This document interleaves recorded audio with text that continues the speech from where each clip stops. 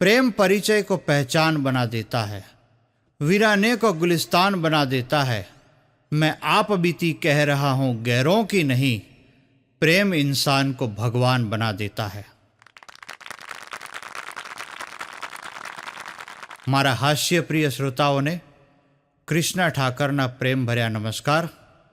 आज एमबी फिल्म्सना माध्यमथी फरीथी आप सौने मळवानो एक सुनेरो मोको प्राप्त थयो छे। त्यारे आप सौने हसावानो एक विनम्र प्रयत्न हूँ चोक्कस करीश। एक जण हमणां मारी पासे आव्यो, मारो एक मित्र छे, એટલે આવીને મને કે કૃષ્ણભાઈ મને એવો મનમાં વિચાર આવ્યો છે કે હું ઈમાનદાર માણસ બની જાઉં અને ઈમાનદારીથી મારું જીવન જીવું। મેં કીધું ભલામણ આ તો બહુ સારો વિચાર કહેવાય, તકલીફ ક્યાં છે? મને કે તકલીફ એક જ છે કે આપણે ઈમાનદાર માણસ બનવું હોય ને તો બે વસ્તુ કરવી પડે। એક આપણી ખૂબીઓ જોવી પડે અને બીજું આપણી ખામીઓ જાણવી પડે। હવે કે ખૂબીઓ તો બરાબર, પણ આપણી ખામીઓ કેવી રીતે જાણવી? મેં કીધું બહુ સીધો રસ્તો છે, ખાલી ઘરે જઈને તારે તારી વાઈફને એટલું જ કહેવાનું કે તારામાં અક્કલ નથી અને તને કાંઈ આવડતું નથી। આ બે વાક્યો બોલ, પછી જો મજા। તારી હાથ પેઢીમાં તારા દાદાને તારા પરદાદાને લેંઘાની નાડી બાંધતા નહીં આવડતું હોય, આ વાત તું કદાચ ભૂલી ગયો હોઈશ, પણ ઈ તને યાદ કરાવી દે। એક છોકરાએ એક વખત એના બાપાને પ્રશ્ન પૂછ્યો કે પપ્પા લવ મેરેજ એટલે શું? એના પપ્પા કે કેમ આવો પ્રશ્ન પૂછે છે? છોકરો કે પપ્પા તમારી મેરેજ એનિવર્સરી ને મારી બર્થ રેટ વચ્ચે 3 જ મહિનાનું અંતર છે ને એટલે। એક વખત એક ભાઈએ હવારના પોરમાં એને છોકરાને માર્યો, બોલ, બરાબરનો માર્યો। છોકરો રોયો અને બધુંય થયું। પછી છોકરો સ્કૂલે વી ગયો, ભાઈ ઓફિસે વી ગયા। સાંજે ઘરવાળીને પૂછ્યું ઓફિસેથી આવીને કે ક્યાં ગયો આપણો દીકરો, શું કરે છે? એની ઘરવાળી કે ટોયલેટ સાફ કરે છે। આ ભાઈ ખુશ થઈ ગયા, તરત છોકરા પાસે ગયા કે વાહ બેટા વાહ, આજ સવારે મેં તને આટલો માર્યો, તું રોયો, પણ કેટલો સમજદાર દીકરો છે, અત્યારે ઘરનું કામ કરે છે ને ટોયલેટ સાફ કરે છે। પછી ભાઈએ ધારીને જોયું ને ત્યાં ખબર પડી એ ભાઈના નવા ટૂથબ્રશથી દાઢી કરવાના બ્રશથી ઓલો ટોયલેટ સાફ કરતો હતો। પહેલાં બધું જાણી લેવું વખાણ કરતા પહેલાં। એક બેન ઉદાસ થઈને બેઠા હતા, એટલે મેં પૂછ્યું, મેં બેન શું થયું, તમે આટલા બધા ઉદાસ થઈને ક્યાં બેઠા છો? મને કે કૃષ્ણાભાઈ આ ટૂર્સ એન્ડ ટ્રાવેલ્સવાળાએ એક નવી સાસુમા નામની યાત્રા બસ શરૂ કરી છે। હવે એ કે એ યાત્રા બસ સાસુમા નામની શરૂ કરીને એક પેલી બસ ઉપાડીને એમાં 52 સાસુઓ ગઈ હતી। હવે બન્યું એવું કે એ સાસુઓથી ભરેલી બસ હતી, 52 સાસુઓ એમાં બેઠી હતી। એમાં જે ઘટના ઘટી, ખીણમાં બસ પડી ગઈ અને 52 સાસુઓ મરી ગઈ। એટલે મેં કીધું એમાં તમારા સાસુય હતા? અરે કૃષ્ણાભાઈ, એ ભમરાળી મન કે બસ ચૂકી ગઈ, એ બસમાં હોત તો મારે ક્યાં દુઃખ હતું? એ કે અત્યારે કે બેંકમાંથી લોન લઈને ગામ જમણ કરતી હોત હું। કે એક ભાઈ અતિશય દારૂ પી ગયા, દારૂ પીને ઘરે ગયા ને, ઘરે જઈને એની વાઈફને કહે મને દેશનો વડાપ્રધાન બનાવી દો, હું દેશની શકલ બદલી નાખીશ। એની વાઈફ કે સાનો મુના લેંઘો બદલી નાખો ને, 3 દીથી એકનો એક ઠઠારીને બેઠા છો તો। એક ભાઈ હમણાં માસ્ક પહેરીને હીરા ગહવા ગયા, હીરા ગહીને સાંજે ઘરે આવ્યા ને તો એની પત્ની ઉપર ધુઆ ફુઆ થઈ ગયા। એ કે તારી માએ તને કપડાં ધોતા શીખવાડ્યું છે કે નહીં? આ માસ્ક જો કેટલું ગંધાય છે। એની પત્ની કે પણ તમે આપણા છોકરાનું ડાયપર પહેરીને વૈયા ગયા હતા, તમારા વેતા નથી ને મારી માના વાંક ક્યાં કાઢો? એકવાર શેરીમાં ટોળું ભેગું થઈ ગયું, બોલો, રાતના 2:30 વાગે। બધાય જોર જોરથી બૂમ પાડતા હતા અને જે થયું એટલે એક રૂમમાં પત્નીએ એના પતિને ઉઠાડ્યા। એ કે જરાક બહાર જાઓ ને, કંઈક થયું લાગે છે, બબાલ થઈ છે। તમે જોજો શેરીમાં બબાલ થાય ને એટલે બૈરાઓ પોતે ન જાય, એના ધણીને મોકલે। શું કામ કે કૂટાય તો એ કૂટાય। એટલે આ ધણી તો બિચારો ગયો રાતે 2:30 વાગે બહાર ગયો, એટલે બધા ટોળામાં બૂમ પાડી પાડીને વાતો કરતા હતા. એ કે કોઈ પાણી પીતા નહીં, પાણી પીતા નહીં, પાણીમાં ઝેર છે. આ ભાઈએ 2-3 વાર આ વાત સાંભળી. થોડી વાર થઈ જ ભાઈ અંદર રૂમમાં પાછો આવ્યો. એટલે એની પત્નીએ કીધું કે શું બબાલ છે, શું બધાય વાત કરતા હતા? આ ભાઈ કે કાંઈ થયું નથી, તું શાંતિથી પાણી પીને સૂઈ જા.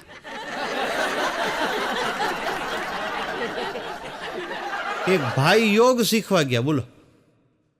હવે કાનની તકલીફ છે, કાને સંભળાતું નહીં હોય. હવે યોગ શિબિર શરૂ થઈ એટલે મહારાજે કીધું હવે આપણે કપાલભાતી શીખીશું. આ બાજુવાળાને ધીમે કરીને કે યોગની શિબિરમાં બાબા દાલબાટી શીખવવાનું કેમ કહે છે? ઓલા ભાઈ કે કોડા દાલબાટી નહીં, કપાલભાતી કહે છે. એક ભાઈ એક વખત વાળંદની દુકાને જઈને વાળ કપાવીને ઘરે આવ્યા. એટલે ઘરે આવીને એની પત્નીને કે જો હવે હું તારા કરતાં 10 વર્ષ નાનો લાગુ છું. એની પત્ની એના વાળ સામું જોઈને કે ટકો કરાવીને આવ્યા હોત તો ખોળામાં હુડાવીને મમ્મમ કરાવત ને, સરસ રમાડત, ઘોડિયામાં નાખીને હાલરડાઈ ગાત. આજકાલ મોબાઈલના જે ઉપાડા છે મિત્રો, એની એકાદ વાત તમને કરું. એક બેને એક વખત કસ્ટમર કેરમાં ફોન કર્યો. એટલે સામેથી જવાબ આવ્યો કે હું રમેશ આપની શું સહાયતા કરી શકું છું? ઓલા બેન ખીજાણા. એ કે આ તમે લોકો કાંઈ જોતા નથી, કાંઈ સમજતા નથી.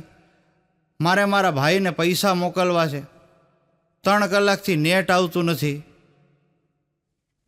તમે લોકો કરો છો શું? એ કે હમણાં એ કે મારા ધણી આવી જાય, એને ખબર પડી જાય.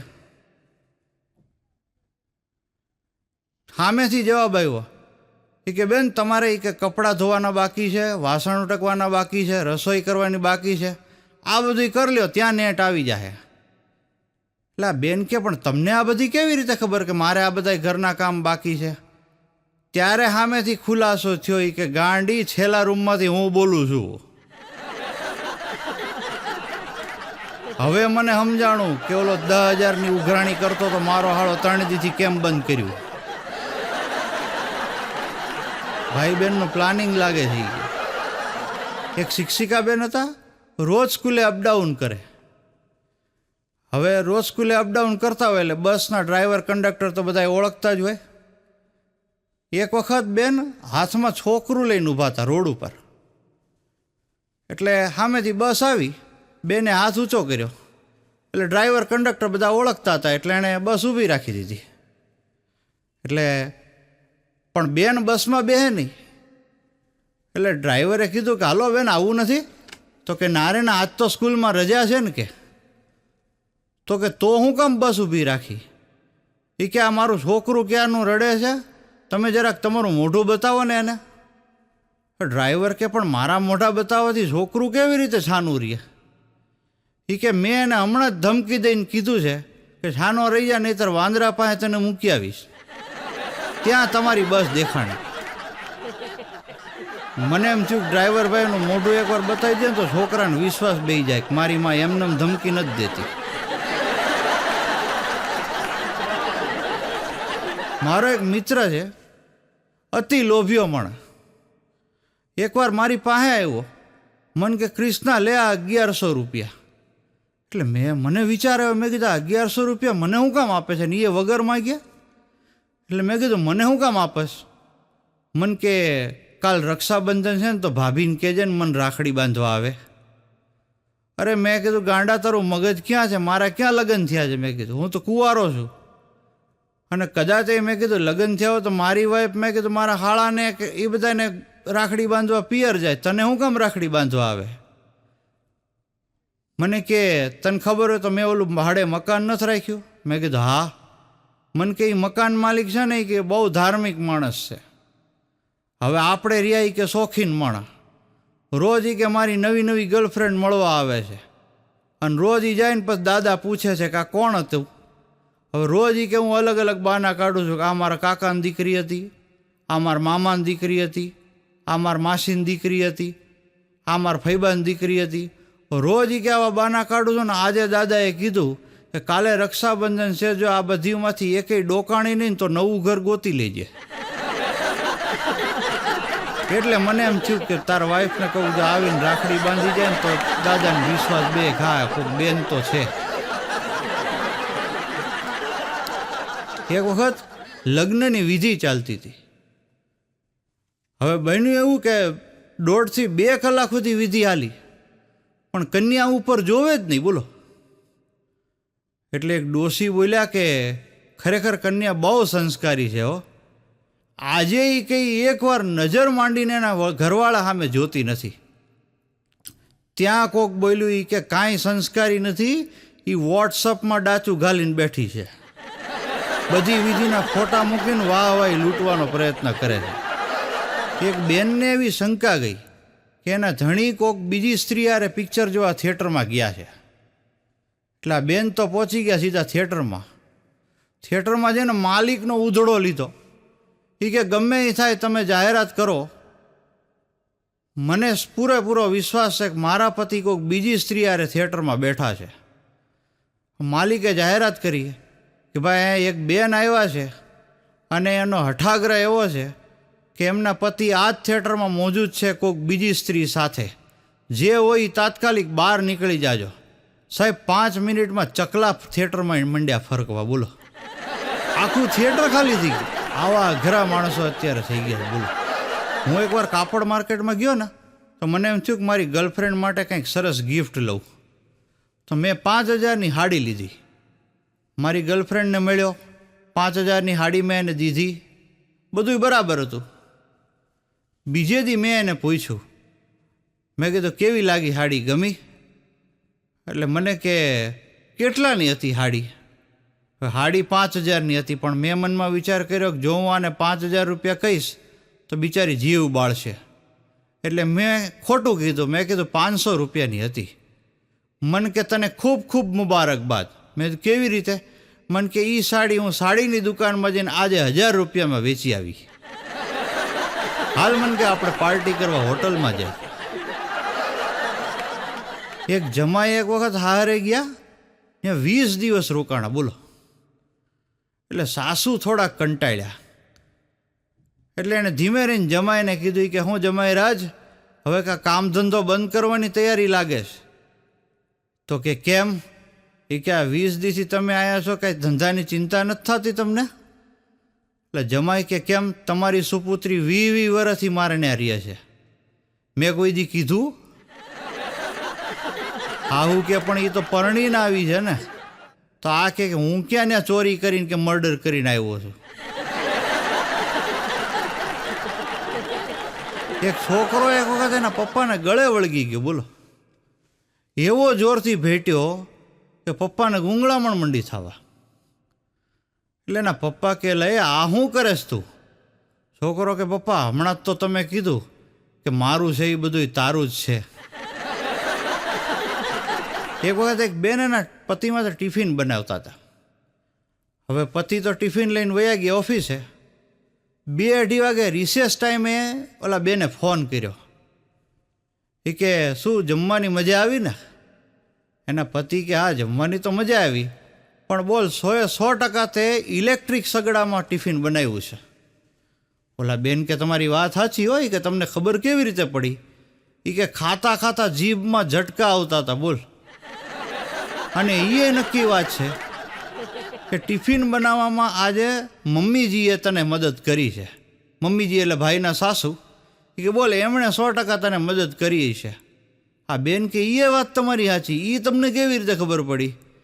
એ કે રસોઈમાં જમવામાં છે ને એ કે 3-4 સફેદ વાળ આવ્યા. એક વખત એક ભાઈએ એક સુંદર યુવતીને જોઈને મંડ્યા ગીત ગાવા. ધીરે ધીરે પ્યાર કો बढ़ाना है,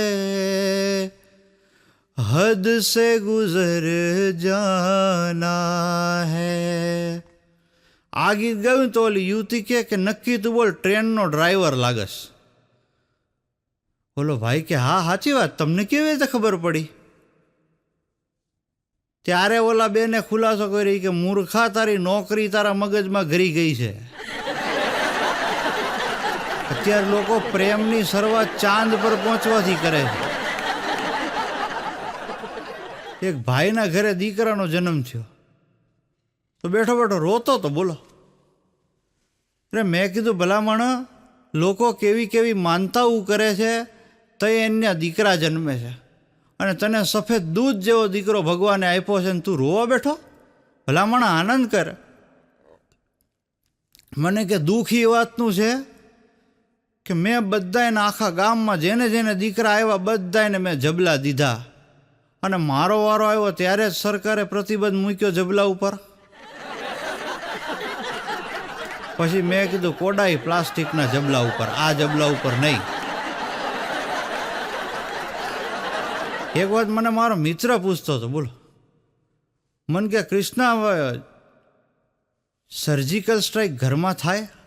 મેં કીધું હા. મને કે કેવી રીતે? મેં કીધું અખતરો કરજે. એકવાર તું નાવા ગયો બાથરૂમમાં અને મોબાઈલ જાણી જોઈને પલંગ ઉપર મૂકીને જાજે નાવાને, જોઈ ભાભીના હાથમાં આવી ગયો, જો મજા. પછી એક છોકરો એક વખત એક રોડના ખૂણા ઉપર સાયકલ પાર્ક કરતો હતો. સાયકલ તો બરાબર પાર્ક કરી, પછી તાળું મારતો પણ તાળું હાળું વખાય નહીં. થોડીક વાર થઈ ને તો પોલીસવાળા આવ્યા. આવીને ઓલા છોકરાને કે, એ શું કરે છે? એ કે અહીંયા સાયકલ પાર્ક કરું છું. એ કે અહીંયા શું કામ આવ્યો છે? એ કે 2 મિનિટ દરજીની દુકાને કપડાં લેવા આવ્યો છે. તો પોલીસવાળા કે અહીંથી તારી સાયકલ હટાયો, હમણાં એક અહીંથી મોટા નેતા પસાર થવાના છે. છોકરો કે એટલે તો 2 મિનિટનું કામ હોવા છતાં હું તાળો મારવાની જથ્થા મગજમારી કરું છું. કે ઘાસનો ચારો છોડતા ન હોય એ નેતા એ કે મારી સાયકલ છોડે? વાત એની સાચી ભાઈ. એક વાત મને એક જણાએ પ્રશ્ન કર્યો, બોલો, મને કે કૃષ્ણભાઈ સાદી ટ્રેન અને બુલેટ ટ્રેન વચ્ચે શું તફાવત? મેં કીધું બસ જે તફાવત કબજિયાત અને ઝાડા વચ્ચે છે એ જ તફાવત. એક વખત એક ભાઈએ એની પત્નીને પ્રશ્ન પૂછ્યો, બોલો, એ કે તને હથિયારમાં કાંઈ ખબર પડે? તો કે હા. એ કે હાલ કે સાદી ગન અને મશીન ગનમાં ફેર હું? ઓલા બેને જોરદાર જવાબ આપ્યો. એ કે મારી નણંદ છે ને એ સાદી ગન કહેવાય અને મારી સાસુ છે ને એ મશીન ગન છે. આ ભાઈ ઊણો ઉતરે, એણે સામે પ્રશ્ન કર્યો. એ કે તો મારી સાસુ અગ્નિ મિસાઇલ થઈ ને. એક દિવસ હું હાઈ ક્લાસ તૈયાર થઈને બહાર બજારમાં નીકળ્યો તો મારા 2 વિદ્યાર્થીઓ મને મળ્યા, બોલો. એટલે એક વિદ્યાર્થી મને કે સાહેબ કેમ આજે આટલા મસ્ત રીતે તમે તૈયાર થઈને બહાર જાઓ છો? હજી હું કાંઈ બોલું ને ત્યાં બીજો બોલ્યો. એ કે સાહેબ તમે એનઆરઆઈ જેવા લાગો છો મને કે. પછી મને કે સાહેબ તમને એનઆરઆઈ એટલે શું એ ખબર છે? મેં કીધું હા. મેં કીધું નોન રેસિડેન્શિયલ ઇન્ડિયન, જે વિદેશી હોય, જન્મ્યો ભારતમાં હોય, મોટો ભારતમાં થયો હોય, પણ પછી માન લો વિદેશ જતો રહીએ અને પછી પાછો ઇન્ડિયામાં આવે એ એનઆરઆઈ કહેવાય, નોન રેસિડેન્શિયલ ઇન્ડિયન. મન કે નહીં, અમે એનો અર્થ એવો કાઢીએ છીએ, એનઆરઆઈ એટલે નવરો રખડતો ઇન્સાન.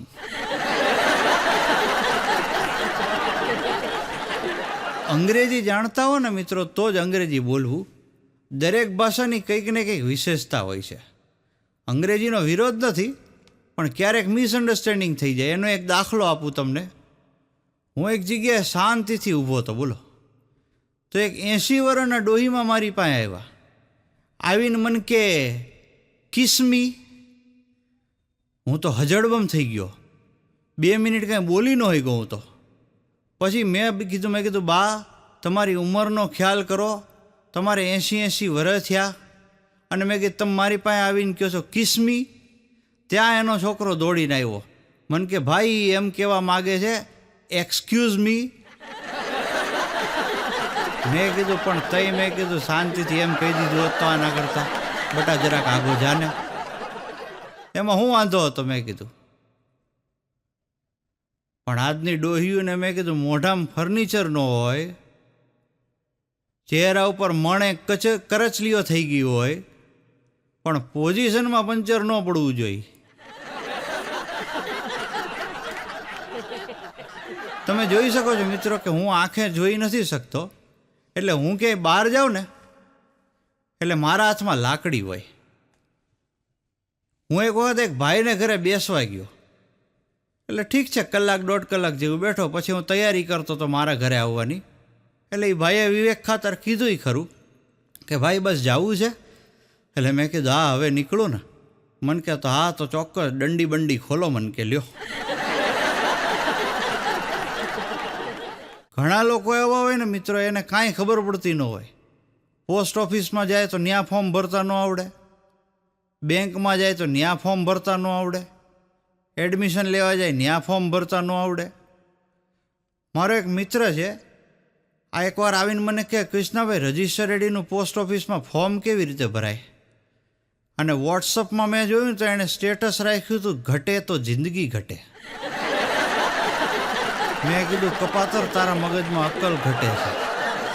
એક ભાઈ એક વખત એના છોકરાને કે હાલ લેસન કરવા બેસી જા. છોકરો કે નથી બેસવું. ઓલા ભાઈ કે લેસન કરવા બેસી જાય ને ત્યારે એક ઝાપટ નાખી ઉપાડીને. છોકરો કે આંગળી તો અડાડો, મમ્મી અંદરના રૂમમાં જ છે, અત્યારે જ જઈને કહી દે. એના બાપા કે તું મને તારી માંથી બીવડાવે છે? છોકરો કે પપ્પા માણસ જેનાથી બીતો હોય એને એનાથી જ બીવડાવે ને.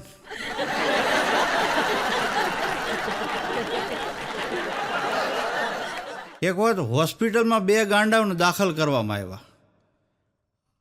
હવે બન્યું એવું કે આ 2 ગાંડા બહુ ધમાલ કરતા હતા, એટલે ડૉક્ટરે નક્કી કર્યું કે આને એક અલગ રૂમમાં શિફ્ટ કરી દઈએ. 2 ગાંડાને અલગ રૂમમાં શિફ્ટ કરી દીધા. બીજે દિવસે ડૉક્ટર રાઉન્ડમાં નીકળ્યા તો એમને એમ થયું કે આ 2 ગાંડાને કાલે અલગ કર્યા છે, પણ એની સ્થિતિ શું છે જરાક ચેક તો કરું. ડૉક્ટર આવ્યા રૂમમાં. એક ગાંડાને પૂછ્યું કે તમારું નામ શું છે? આ ગાંડો કે મારું નામ છે શ્રીમાન પોપટલાલ પરદેશી. ડૉક્ટર કે બરાબર. બીજાને પૂછ્યું કે તમારું નામ શું છે?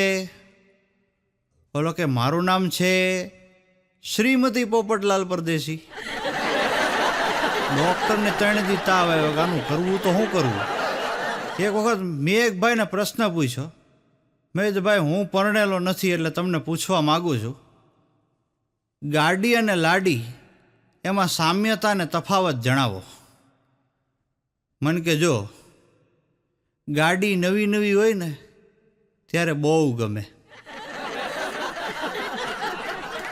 લાડી નવી નવી હોય ને ત્યારે બહુ વાલી લાગે.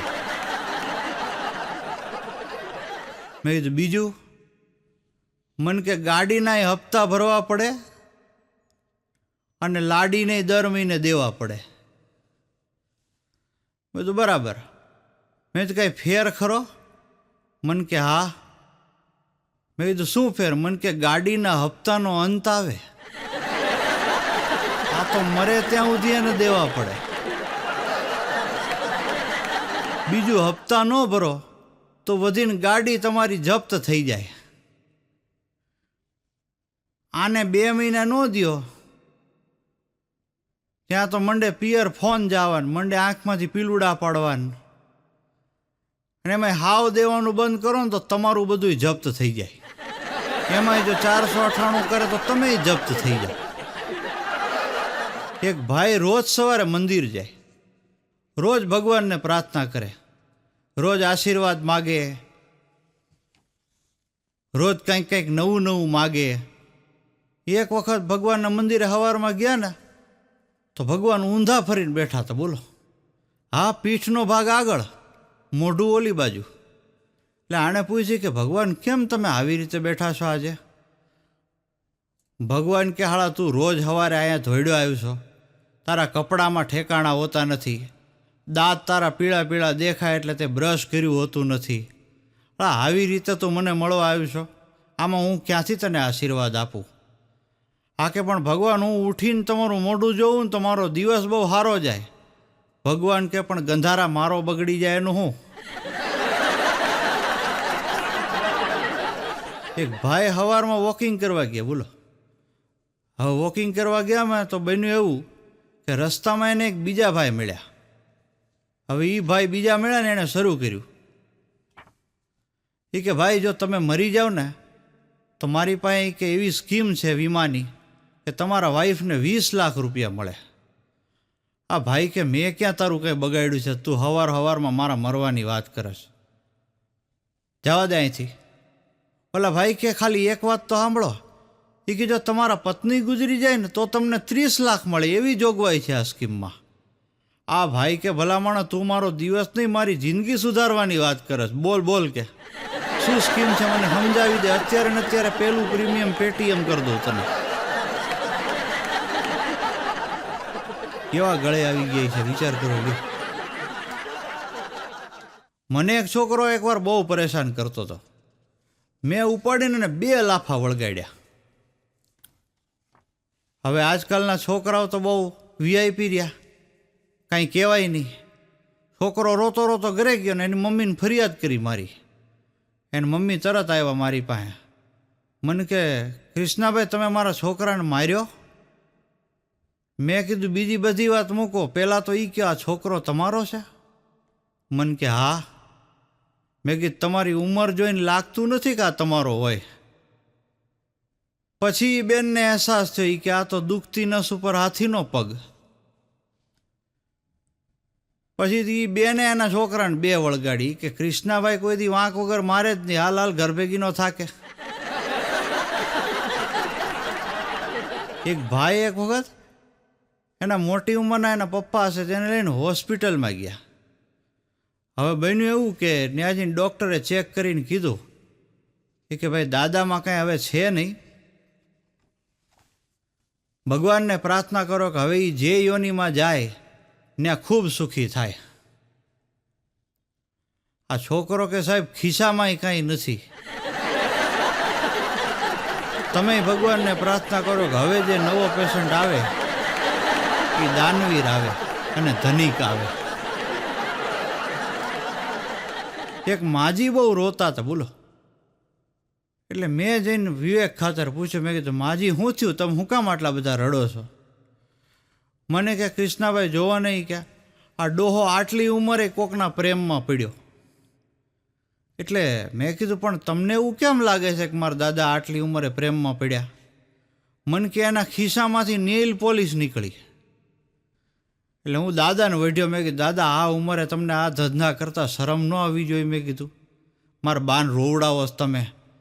અરે મને કે બટાક વાતમાં કાંઈ ન થયું, ઘર આગળથી કટલેરીની લારી નીકળી તો મને એમ થયું કે એકાદ નખ રંગવાની શીશી બટકાઈ લો, ડોસી રાજી થઈ જાય. આ તો એણે કે મોકાણ શરૂ કરી. એકવાર એક ગામડાનો છોકરો મેડિકલનું ભણવા ગયો બોલો. હવે મેડિકલનું ભણવા ગયો એમાં એને હું કમોત હુઈજી તો એ ગામમાં એક માજી પાસે ગયો અને જઈને કે બા મેં એક એવી દવા શોધી છે ને, તમે એ ખાલી એકવાર લેશો ને તો તમે જુવાન થઈ જશો બોલો. ઓલા ડોહી કે રહેવા દે ને બટા, મફતનું પેન્શન આવે છે ને એ બંધ થઈ જાય.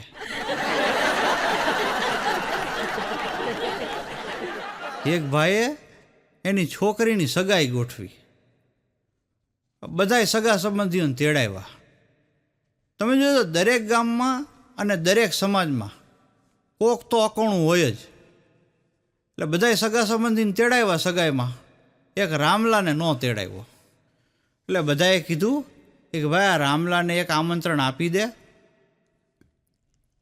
એ નહીતર તારી સગાઈ બગાડશે. હવે આ ભાઈ પાવરમાં, એ કે રામલો વામલો કોઈ અહીં ફાવે નહીં હો ભાઈ, કે આપણે કાંઈ એને ન બોલાવીએ. ન બોલાવ્યો રામલાને. સગાઈનો દિવસ આવ્યો, માંડવામાં બધા આવી ગયા અને ભાઈ રામલો પ્રગટ થયો. ત્યાં તો જે એને જાણતા હતા બધાયનો મંડ્યો શ્વાસ બંધ થવા, ટાંટિયા બધાયના મંડ્યા એકી બેકી રમવા, કાનની બૂટ લાલ બધાયની થઈ ગઈ. અને આ પ્રગટ થઈને બોલ્યો હનુમાનનો અવતાર. છોકરીના બાપ પાસે જઈને કે ભાઈ તમે મને વગોવો છો શું કામ? મેં કેદી કીધું કે તમારી છોકરીને વાય આવે છે? મેં કોઈ દી એમ નથી કીધું કે તમારા છોકરાને વાય આવે છે. અને હું તો ગામમાં કોઈ દી કોઈના મોઢે એમ નથી બોલ્યો કે તમને વાયની વારસાગત તકલીફ છે. એક વખત મને એક ભાઈ કીધું કે કૃષ્ણભાઈ, સતયુગમાં ને કળિયુગમાં ફેર શું? મેં કીધું એક જ ફેર, સતયુગમાં લોકો તમને શ્રાપ આપતા હતા, હવે સીધા બ્લોક જ કરી નાખે. આપ સૌએ જે શાંતિ જાળવીને મને સાંભળ્યો એ બદલ આપ સૌનો ખૂબ ખૂબ આભાર. અંતે એટલું જ કહીશ, બડે ગૌર સે સુન રહા થા જમાના, બડે ગૌર સે સુન રહા થા જમાના, હમ હી સો ગયે દાસ્તા કહેતે કહેતે. આવજો, આભાર. આવતા દોરમાં ફરી મળીશું.